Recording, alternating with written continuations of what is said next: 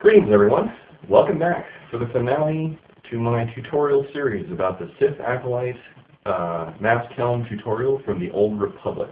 This is Son Alexander, and before we get started I would like to extend a personal shout out and thank you to two individuals that without their help and their tutorials and forum posts I would not have been able to get as far as I did. The first one being SWTOR750 from the Replica Prop Forums, RPF. I always have him listed in my comments. I have chatted back and forth with him several times on Facebook. Really nice guy, and again, without his tutorial series on the RPF, I wouldn't have been able to do this. And I made this series as kind of a homage to him, since he took the time to do it on the forums.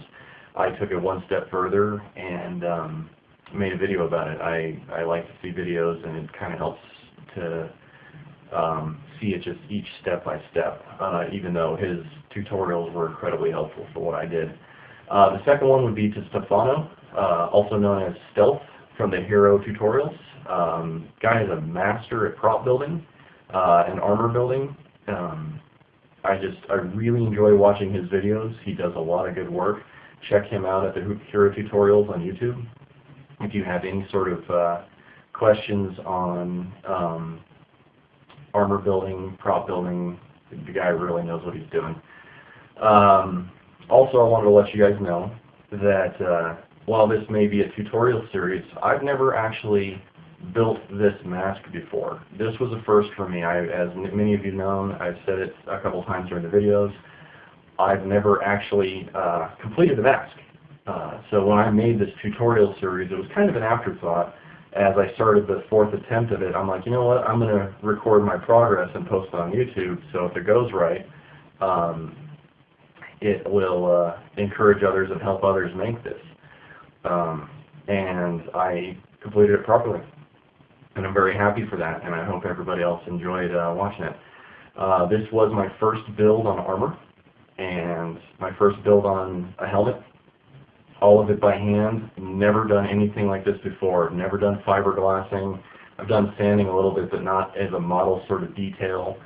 I've done painting before from miniatures and things of that nature, but nothing on this scale. But really, all I can say to you folks that are out there for interested in cosplay or costuming, designing props, it's not as hard as you think it is. I took Stu's method, and I took junk and turned it into a prop, and it is possible, guys. Just believe in yourselves, and it takes trial and error. Just get on with it. This wasn't my first official prop, but this was my first armor piece. Behind me is my Bonkai prop from Bleach. Many of you may know me from SAC Anime and Fanime for the past couple of years. I go as Kuchiki Byakuya from Bleach, and to my knowledge, I'm the first person in the world with the Senbon Zakura prop. So I know that had many people raving about it and got a lot of positive review. I'm very happy for that. All that prop is PVC pipe, some jewelry string, and about 3,000 silk flower petals, and 6 months of my time just individually stringing each flower petal. On my profile pic, you see me with the arm extension. The arm extension is just wood and some Velcro straps that helps it strap to my arm. And an attachment piece up on the side that lets it click into place, which is also removable, so if I don't want to have it on my arm, I can easily take it off. But let's get to what you guys are actually here for, the reveal, like I told you I was going to do. So, here we go. Ta-da! This is my fully painted and finished mask. Very, very pleased with the detail, very pleased with the outcome, and like I said in my final video, that there was going to be a couple things that I would tell you guys about real quick. One being the eyes. As you see in the video, the Sith Acolytes, they never actually have eyes, you never see them. So to rectify this, I took nylon. Just strips. It's just you buy it in sheets. You can buy stretch nylon at the store, at the fabric store, and it's stretch. You know, if you have some old pantyhose, you can use that too. But all I did on the inside of the mask was put a line of hot glue here, wait for it to dry, press it down really good, it'll actually soak into the fabric, and then pull it as tight as I could after I had laid another line of hot glue here, pull it and stretch it and squish it in, and then do the edges. And that way it allows me to see through it, kind of like sunglasses, without having to reveal my eyes. I did the same thing down here, mainly for comfort, because it does press against my lips, but also to hide the fact that my lips are actually moving here. The red stripes are just the acrylic paint. I just painted them over and over and over again. You paint them, you let it dry, you paint it, you let it dry. Same deal with here, because red is really tough to paint. There's probably better paint for this, but what I had was acrylic, and that's all I used. But so far, I'm very pleased with my outcome. Like I said, I give myself about a 93% before painting, but with the dry brush technique, one of the reasons I love the dry brush technique so much is that it really helps hide a lot of minor errors and details that otherwise would show up. So I give myself about a 95 on this mask. It's not perfect by any means. There's always room for improvement in anything you do. But yeah, I'm very happy with what I've done. It's going to be exciting when I'm finally able to reveal this to my friends and people that I cosplay with. The other thing that I told you guys about was the lining. And this is also stemming from another question that I had, which was the lining up of the eyes. This right here is the car foam, stuff that's on the ceiling of your the roof of your car and whatnot. It's really expensive, actually. I looked for some more at the fabric store, and the fabric store that I buy it from, it's like $15 a yard. You don't need a whole lot, so get just a small amount, or you can find something else. You don't need to use this. Like I said, I used this on my other mask because it was lying around, and as you can see, we still have a whole lot left. So that's all it is. I just cut out 3 sections, 2 long rectangle pieces that fit in here and glued them in, and then trimmed the eyes to make sure I could see properly, and then 1 dome section in the for the top. So it fits properly. My eyes are perfectly level. I can see out of them no problem. I hope you can hear me well. I mean, I'm probably slightly muffled, but thanks to the slits here, I can breathe very easily. I can still breathe out the nose.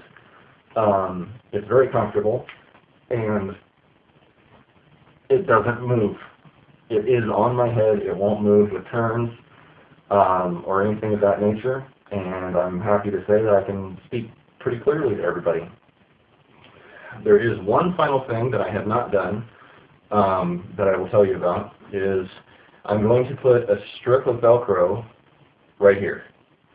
And then the other side of the Velcro is going to go on the inside of my hood that you see me wearing in my review of the Warblade lightsaber that I purchased for my Sith Acolyte cosplay.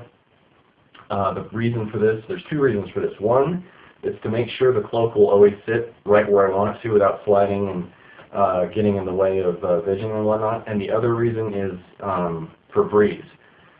If there's any sort of breeze out there where you're cosplaying, or when you walk, the hood's going to fly off, and the Velcro is going to keep it in place. All you need to use is the peel and stick Velcro, and it'll keep it in place. you don't have to do anything else with it if you don't want to, but I'm going to probably use that khaki glue that I used for the details. I'll use that on the Velcro as well.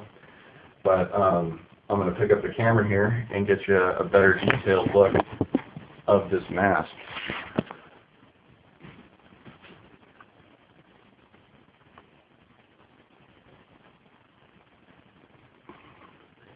And I know some of you folks have watched my videos. I recently watched them as well, and when I was taping them and rewatching them on my computer, they were not as warped or wobbly as YouTube seems to have made them, so I'm trying to correct that issue. I'm still new to YouTube, at least on the upload portions, but this is my mask, and for a real a better look at this, I hope you guys come and check me out at my reveal. I'm seriously hoping to have this done by the end of the month, which would be August 31st for SAC Anime Convention 2012. It's the summer convention in Sacramento, California. I will be attending that. I very much hope to have that done. But the next con that I will be at will be SnafuCon in Reno, Nevada. That is in September, a few weeks after. And then, if not, I will be at SAC Anime Summer or SAC Anime Winter 2013. Pending the world doesn't blow up in December. Yeah, go figure. So that's about as much as I can do. I understand my phone is crummy and the video is not the greatest quality. It's the best I can do right now. I am trying to get a new phone, but it is expensive. So sorry for the crummy quality. I'll try to do better in the future if I do more tutorials. But that's all there is to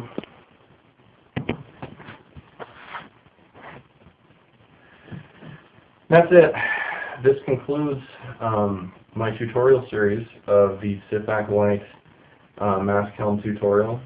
I hope that you all enjoyed watching it as much as I enjoyed making it and making this mask. I have a great sense of accomplishment in doing this. I don't think I'll be making a tutorial series for the next one, as I would really feel bad about that, seeing as that Stefano has already created a tutorial series off the next cosplay that I'm going to do, which is going to be Iron Man. I plan on building the entire Iron Man full-body suit. I haven't decided if it's going to be Mark 6 or Mark 7 yet, but it's going to be fully lit up with repulsor rays, arc reactor, as well as possibly lit eyes, depending on how hard it is to see out of the mask. And I would love to be able to learn how to do the motorized opening mask as well. So I plan on spending a good deal of time on this next one. And I specifically learned how to do foam armoring on the Sith Acolyte cosplay to learn how to do Iron Man, because I knew Iron Man was way above my skill level right now, but thanks to Stefano, aka Stealth, and his wonderful tutorials, I am fairly confident that with his guidance I'm going to be able to do Iron Man, and I hope to reveal that next year.